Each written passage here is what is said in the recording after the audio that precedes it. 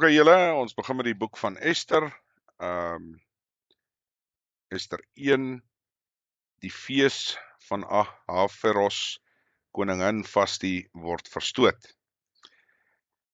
En in die dae van Ahasveros, dit is die Ahasveros wat geregeer het vanaf Indië tot in Kus, 127 provinsies.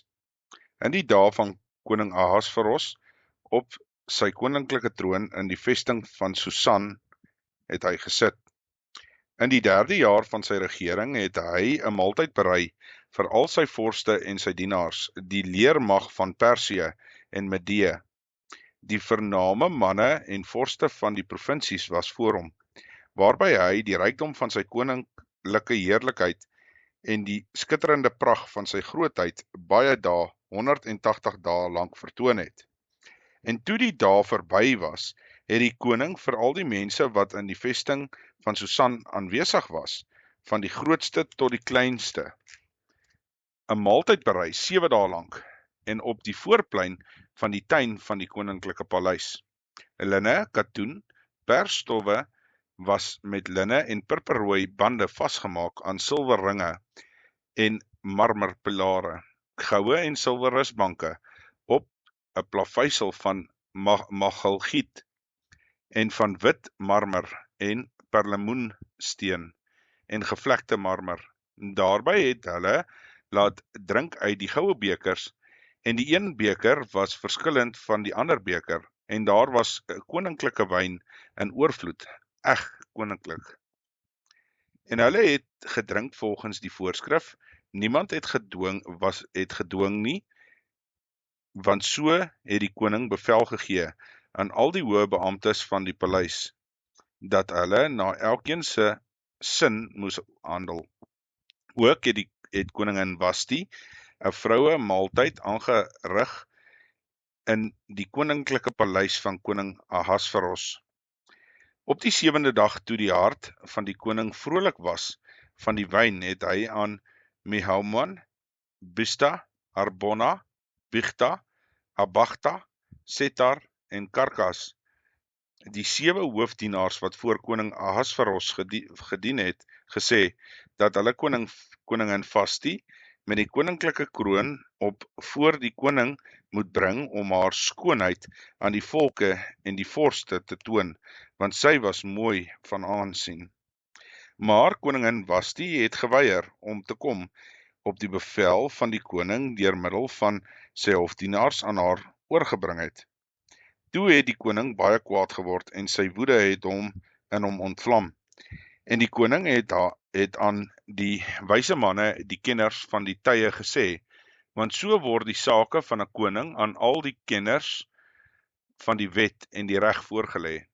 En die naaste aan hom was Karsena, Setar, Admata, Tarsis, Meres, Marsena, Memucan, die 7 vorste van Persië en Meders, wat die aangesig van die koning gesien het, wat vooraan gesit het in die koninkryk, wat moet volgens die wet gedoen word met koningin Vashti, omdat sy die bevel van die koning Ahasveros deur middel van sy hofdienaars nie opgevolg het nie. Toe sê Memucan voor die koning en die vorste, nie alleen teen die koning het koningin Vashti misdaan nie, maar ook teen al die vorste en al die volke wat in al die provinsies van koning Ahasveros is. Want in die geval van koningin sal by al die vroue bekend word, sodat hulle manne in hulle oë veragtelik sal maak, as daar gesê word, koning Ahasveros het bevel gegee vir koningin Vashti voor hom te bring, maar sy het nie ingekom nie. Dieselfde dag nog sal die vorstinne van die Perse en die Meders, as hulle in die geval van die koningin hoor, dit aan al die vorste van die koning vertel, en dan sal dit genoeg veragting en gramskap afgee. As die koning dit goed vind, laat daar 'n koninklike woord van hom uitgaan en beskrywe word in die wette van Persië en Meders, sodat dit onherroepelik is, dat Vashti nie meer voor die koning Ahasveros mag kom nie, en laat die koning haar koninklike waardigheid aan haar naaste gee, wat beter is as sy.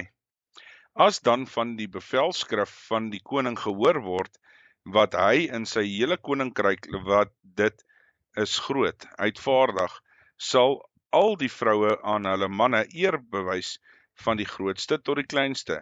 En die woord was goed in die oë van die koning en van die vorste. En die koning het gehandel volgens die raad van Memucan, en hy het briewe gestuur aan al die provinsies van die koning, aan elke provinsie volgens sy eie skrif, en aan elke volk volgens hulle eie taal, dat elke man in sy huis baas moet wees, en sy volkstaal praat. Tot sover. Okay, ons gaan aan met hoofstuk 2. Ahasveros trou met Ester, 'n Jodin, wat 'n sameswering teen die koning openbaar maak namens Mordegai.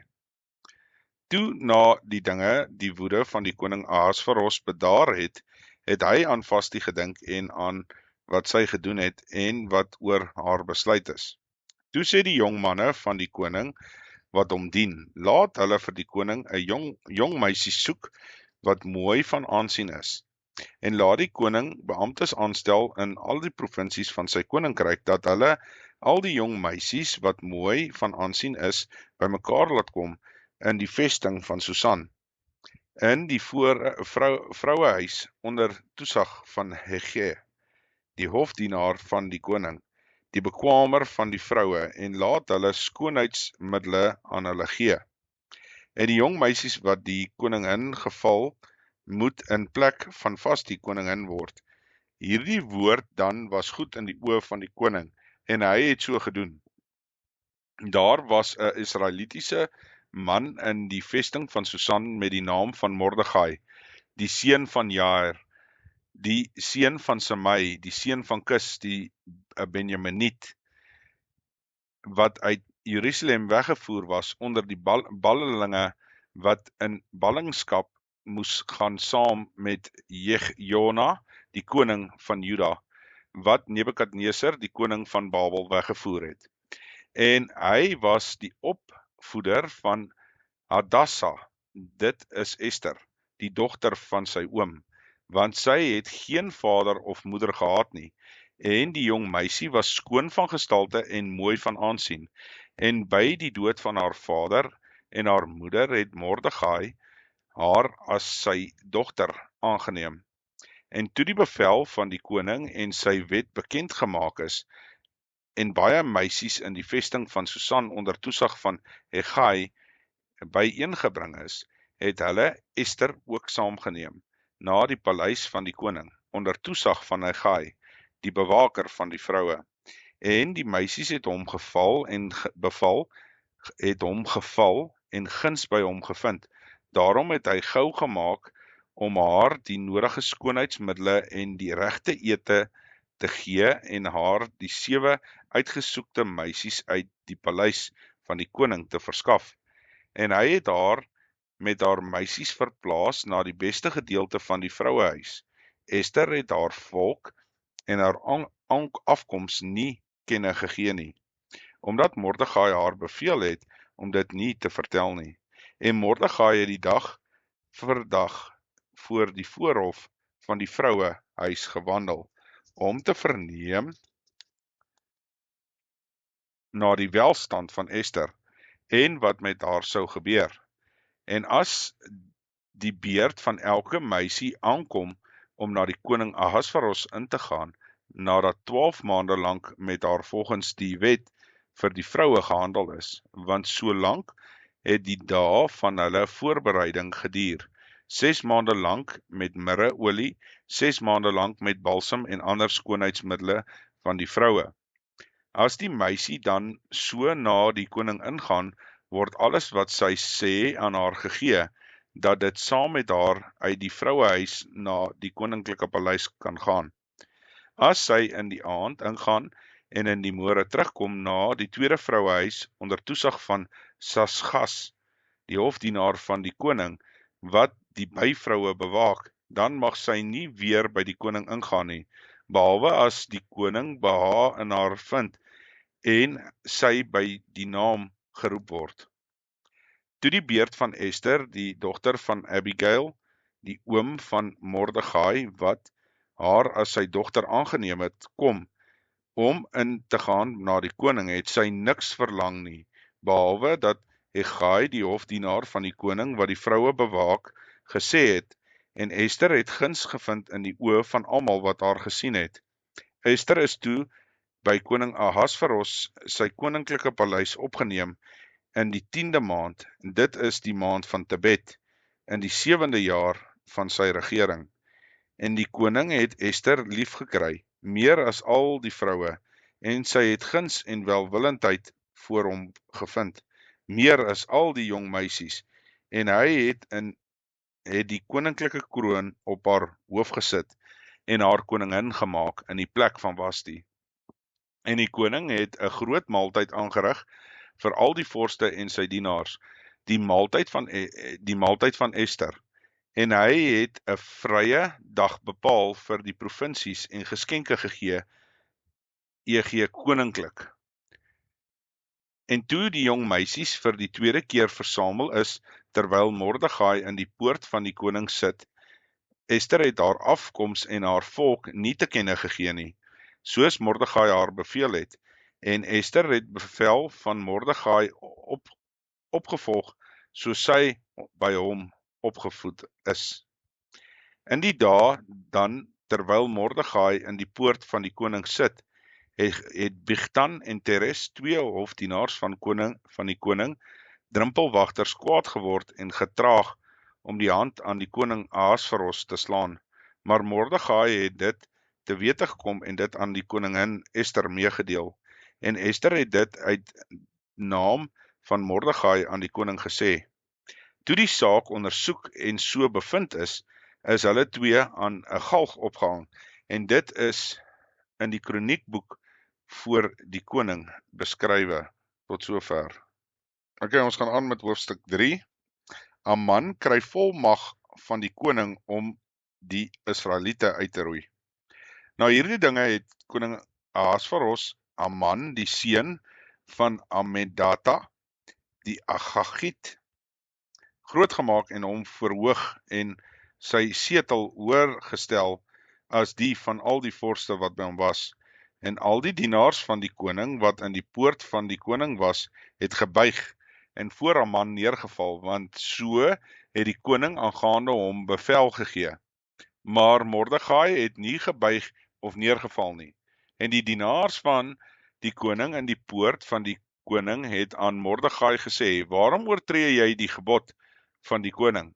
En toe hulle hom dit elke dag sê, en hy nie na hulle luister nie, het hulle dit aan Haman meegedeel, om te sien of die handelwyse van Mordegai sou standhou, want hy het hulle te kenne gegee dat hy 'n Israeliet was. Toe Haman sien dat Mordegai nie buig voor hom nie, en nie neerval nie, was Haman met woede vervul, maar hy het dit vir hom te gering geag om die hand aan Mordegai alleen te slaan, want hulle het hom die volk van Mordegai te kenne gegee. Daarom het Haman daarna gesoek om al die Israeliete wat in die hele koninkryk van Ahasveros was, die volk van Mordegai te verdelg. In die eerste maand, dit is die maand van Nisan, in die 12de jaar van koning Ahasveros, het hulle die pur, dit is die lot voor Haman gewerp, en elke dag en vir elke maand 12 in getal, dit is vir die maand Adar. Toe sê Haman aan koning Ahasveros, daar is een volk wat verstrooid en afgesonderd is tussen die volke in al die provinsies van u koninkryk, en hulle wette is anders as die van enige volk. Ook hou hulle die wette van die koning nie, sodat dit die koning nie pas om hulle te laat begaan nie. As die koning dit goed vind, laat daar dan geskrywe word om hulle te verdelg, en ek sal 10.000 talente silwer afweeg in die hande van die beamptes om dit by die skatte van die koning te voeg. Toe trek die koning sy seelring van sy hand af en gee dit aan Haman, die seun van Amminadab, die Agit, die teestanders van die Israeliete. En die koning het aan Haman gesê, die silwer word jou geskenk, ook die volk om daarmee te doen soos dit goed is in jou oë. Toe is dit geskrywe van die koning geroep in die eerste maand op die 13de dag daarvan, en daar is geskrywe, net soos Haman beveel het aan die landvoogde van die koning, en aan die goewerneurs wat oor elke provinsie was, en aan die vorste van elke volk, aan elke provinsie volgens sy skrif, en aan elke volk in sy taal, in die naam van die koning Ahasveros, is dit geskrywe en verseël met die seelring van die koning. En briewe is gestuur met die hardlopers na al die provinsies van die koning, om al die Israeliete te verdelg dood te maak en uit te roei, die seun sowel as die grysaard, die kindertjies en die vroue, op een dag op die 13de van die 12de maand. Dit is die maand van Adar, en om hulle besittings as byt te plunder. 'n Afskrif van die bevelskrif moes as wet in elke provinsie uitgevaardig en geopenbaar word aan die volke, om gereed te wees teen daardie dag. Die hardlopers het haastig op bevel van die koning uitgegaan, en die wet is in die vesting van Susan uitgevaardig terwyl die koning 'n man sit en drink, maar die stad Susan was in verwarring. Tot sover. OK, ons gaan aan met hoofstuk 4. Ester maak haar gereed om tot redding van die Israeliete na die koning te gaan. Toe Mordegai verneem alles wat gebeur het, en Mordegai sy klere geskeur en 'n roukleed aangetrek, en daar was as op sy hoof. En hy het uitgegaan dwars deur die stad en hardop en bitter geskree. So het hy dan tot voor die poort van die koning gekom, want niemand het met 'n roukleed aan by die poort van die koning mag ingaan nie. En in die provinsies waar die bevel van die koning en sy wet ook al aankom, was daar groot rou onder die Israeliete, met vas en geween en rouklaag. Baie het sak en as onder hulle uitgesprei.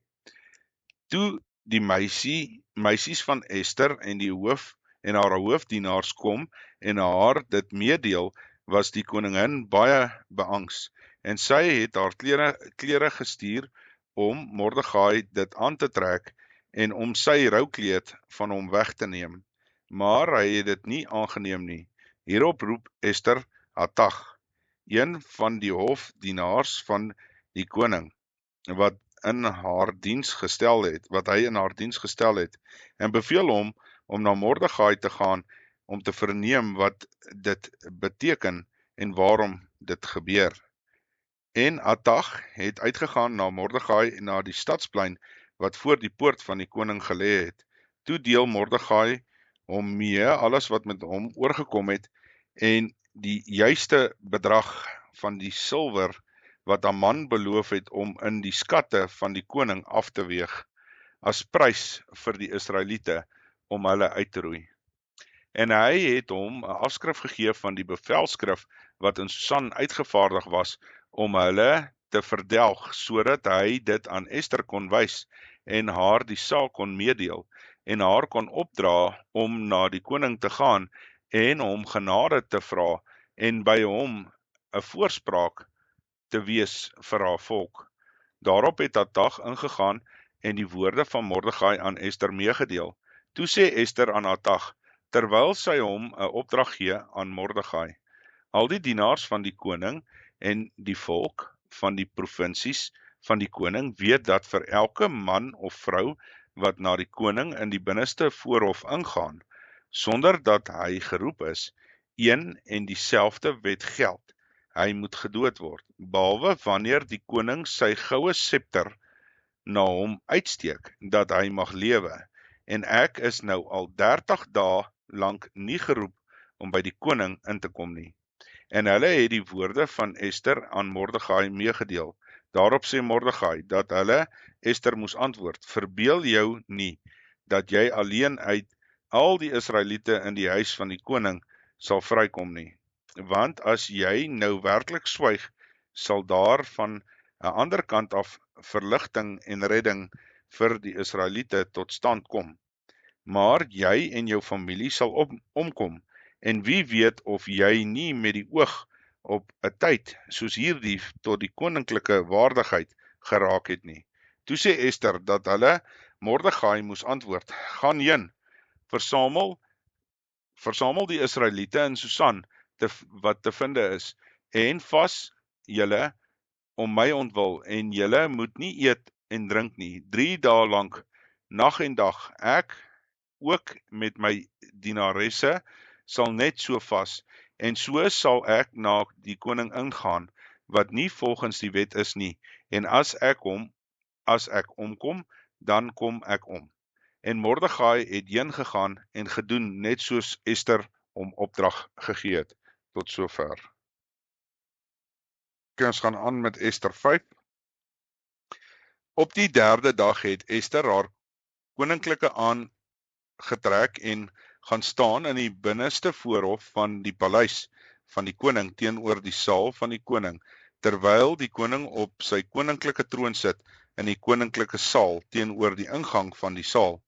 En net toe die koningin Ester in die voorhof sien staan, het sy genade in sy oë gevind, en die koning het die goue scepter wat in sy hand was na Ester uitgesteek, en Ester het nader gekom en die punt van die scepter aangeraak. Toe sê die koning vir haar: "Wat wil jy hê, koningin Ester, of wat is jou versoek? Al was dit ook die helfte van die koninkryk, dit sal jou gegee word." Daarop antwoord Ester: "As die koning dit goed vind, laat die koning dan vandag met Haman na die maaltyd kom wat ek vir hom berei het." En die koning sê: "Bring Haman gou, dat ons kan handel volgens die woord van Ester." En die koning het gegaan na die maaltyd wat Ester berei het. En terwyl hulle wyn drink, sê die koning vir Ester: "Wat is jou bede? Dit sal jou toegestaan word. En wat is jou versoek? Al was dit ook die helfte van die koninkryk, daaraan sal voldoen word."